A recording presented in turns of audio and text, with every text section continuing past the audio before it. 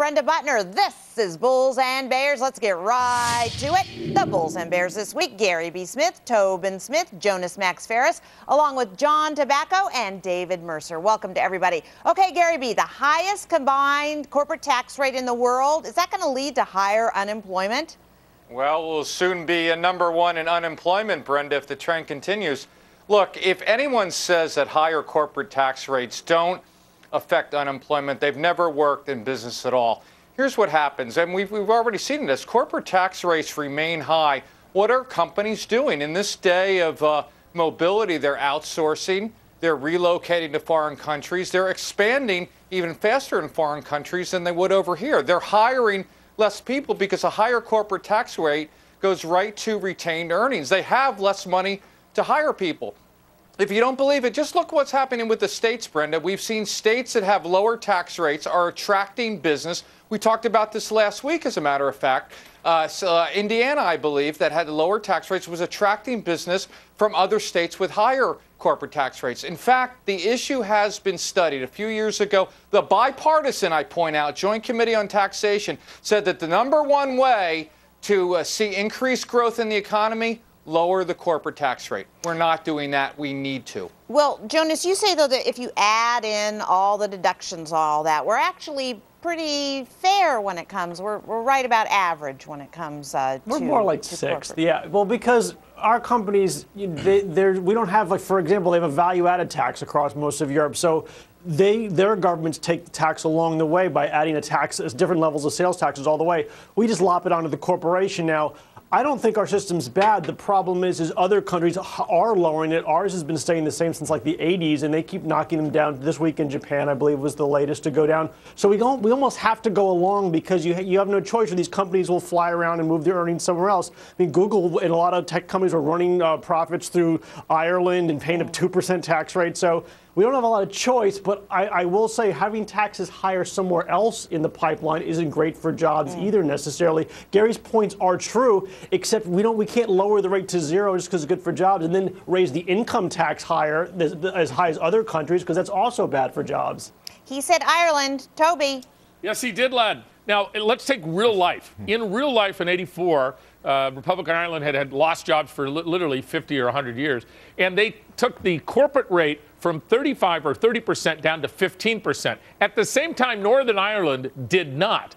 And for 24 years, they had an expansion in Ireland, twice the rate of Europe, 3 times the rate of Northern Ireland. I mean, we've seen it in real life. So if anybody's going to argue against real life, I got to say, empirical evidence shows it makes a difference. And if we lowered to 15% in the States, the growth we would get would more than make up for whatever this quote-unquote cut was, because we would get higher raises, you would get higher revenues, and you get higher income to the employees because they would be paid more. I don't know, David, though, if you look at the country that has lowered its tax rate the most over the last 10 years, it's Greece. And I don't think we want to be nobody following pays that taxes in example. Greece. I mean, come on. Not addressing the revenue side, that's for sure, to maintain their citizenry and their social welfare. But that said, I don't think much changes with the nominal rate going down. We are all on consensus that whether it's Republicans or Democrats, it's going to come down 25, 28. That's a target. But I think what we have to address are the loopholes that are incentivizing industries, for instance, the gas or oil companies that don't need it with all-time profits, when we should be spurring on our manufacturing, where we've seen job growth at 435,000 over the last couple of years. Okay, John, take that one on. You know, I feel like I hear what Jonas is coming from, and he's talking about an effective rate with loopholes and stuff that's lower.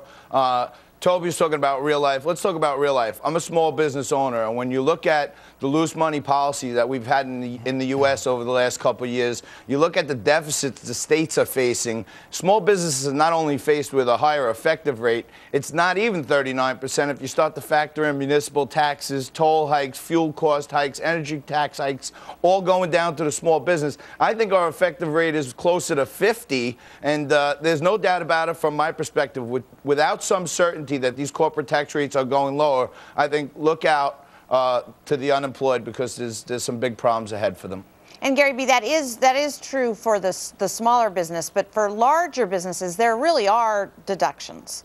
available. There are deductions, but to David's point, he talks about loopholes as if, you know, the evil corporations come in there and create these loopholes. Let's look at all the loopholes the government has created. What about the fact that General Motors pays no income tax? What about the loopholes that the agricultural industry gets? What about the loopholes that everyone other than the oil companies don't get, like all the green energy companies? So there's a lot of loopholes out there. I think everyone's all for creating a level playing field. Let's make it level all throughout, though.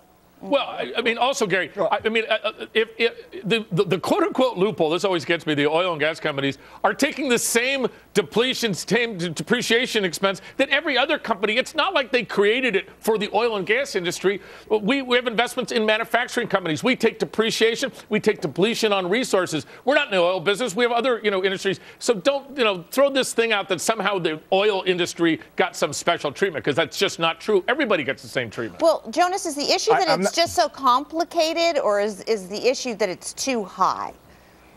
I think the issue is becoming that it's getting easier and easier to avoid it, to the point where it's hurting the government's revenues. It's not that it is so high when you factor in all the taxes compared to these other countries. Like, for example, most employees at a low-income level today pay a much lower income tax than in Europe and Germany and Japan, and especially, like other oil companies talk about Norway and stuff. These are countries with 50% income tax rate. My point is, we can pay our workers less because they don't have to pay as much of their income to tax. If we lower the corporate tax rate to zero, hypothetically, but then raise, say, sales tax and income tax rates to other country levels, then an employer is going to have to pay more because you work for an after-tax wage. So it's not wonderful to have to. I mean, look, in theory, lower the rate, they'll hire more people, but in fact, it's not always that way. We have to get the government revenue somewhere. You brought up the point that all the countries that lowered their taxes too much are having problems raising money to pay. History proves Ireland's another one. They're basically broke. We have an unemployment problem. We don't have a tax problem here. If you go back through history and look at some of the great presidents that were corporate tax cutters, like Kennedy, like Reagan, like even Bill Clinton, they all enjoyed vast improvement in the employment numbers. So history definitely proves that fact wrong. And what we need now is some certainty more than anything, so that employers will start employing. Well, also, let's not forget that. Isn't a corporate tax rate a tax on success? Let's hypothetically say you had it at zero and you raise the tax somewhere else. Then a startup company, which doesn't even pay actually a lot of corporate tax because they're not profitable yet, is going to have higher costs selling stuff with a VAT tax, let's say, or a higher income tax or any kind of tax. You'd actually rather, from a startup point of view, maybe this is why America has the best startup infrastructure, the best entrepreneurship. There is no penalty on starting up. It's on successful businesses that already have profits, Citigroup, et cetera, once they're already making earnings. That was probably a bad example. But the point is, maybe we have a better system than a lot of these countries which don't have the startup infrastructure that we do, because our tax code is more startup favorable. Oh, okay, let me give you the last word to Gary B. You answer that one. Well, let's go back to the high level, Brenda. We are not competitive with any modern organized country in the world on tax rates. We need to lower it just to be competitive. We shouldn't be number one or number two. We should be somewhere in the middle of the pack if we want to continue to add and grow business. Started here? Okay. Apple, Facebook, Google, they're all started here. If it's such a bad tax rate system, Jonas, I'm sorry, we got to go. Do you wear a tie at spring break? You must be the only one down there in Miami who is. Okay. All right, guys, thanks. While the U.S. takes the #1 spot in corporate taxes, ExxonMobil loses its #1 spot as the top oil producer to a Chinese company. Now, someone on the Cavuto gang says all the oil bashing from the White House is backfiring. Neil's gang is on it at the bottom of the hour. But first, what government regulators are doing right now that could have gas prices speeding to $6 a gallon by the end of the... Think gas prices are high now? Just wait. John, do you say that new government regulations are about to bring $6 gas? I mean, Brenda, this is a no-brainer. Unless we get somebody out there talking about a public policy that's going to rein in an overactive EPA. I mean, right now we can't build a pipeline. We haven't had a new refinery brought online in the United States of America since 1976, almost 40 years. We haven't been able to up our capacity to refine oil here. Now we're talking about we're going to change the trading regulations so banks can't go in and trade stocks. We don't have an issue here with banks. We don't have an issue here with government being out of the private sector. What we have an issue with is the government being too involved in overspending money and hurting the private sector. Obama keeps talking over and over again about upping our domestic production. It's all been done on private lands. And if people are scared right now seeing $4 gas, wait till the end of the summer, and I think it'll be $6. Whoa. Okay. David, you think it's going that high, and is it red tape that's taking it there? Absolutely not. I think that's just mere speculation, and that we all know the factors contributing to this all is supply and demand. We know China and India are increasing demand, adding to it, political instability in the Middle East, and it has nothing to do with the regulations, as was just pointed out earlier. Okay, I got to get everybody in here. Toby, what do you think? Well, you can't really say that. Now, I was just down at Langen's, one of our favorite places, and some people from Chicago there were complaining about their gas prices, and I pointed out to them that in Chicago, they've come up with their own special blend of gasoline that only one refinery in the world can make. That's why they're paying 25 cents more per gallon than anybody else. That was regulations, my friend. Langen's is a special research company that Toby frequents. Okay, Jonas, your take on this. Ethanol research. Plenty of fuel. I will say there are regulations out there that play a role in higher gas prices. A lot of the fuel blend regulations where they have different mixes, we just said ethanol. And there are regulations that lower the price of gas, like where they make cars have higher fuel efficiency standards. However, this new one, and we're talking about the new regulations, these have all been around for a long time and are playing a role in the current gas. This thing where the banks they want to trade essentially oil futures however they want to, and they say because they can't because of this new Volcker rule, that's going to make oil prices go higher at the pump. That is just ridiculous. They paid for that research. That's what I say. No oil. I don't know of any oil companies that are saying it's going to do that. I don't even know what mechanism that would even lead to that, actually. Well, it takes liquidity out of the market. When you take liquidity out of the market, you're going to have higher spreads, higher costs. It also takes speculation out of the market, which is also driving right now prices. Okay, let me ask Gary B., but there are also other regulations. You look at the EPA and coal. There are a lot of other things that are going on that could take gas higher, right, Gary?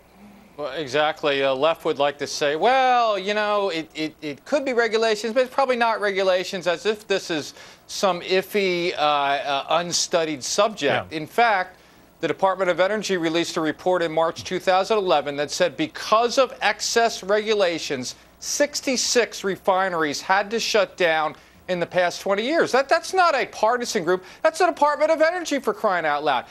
You know, you talk about silly regulations. The Obama administration has a regulation that that they fined a refinery $6.8 million because they didn't use a special additive. Guess what? The additive was only available in laboratories, for crying out loud. And instead of fixing the problem, they upped the ante. So if you think that regulations don't harm refineries, therefore increase in oil prices, you're out of your mind.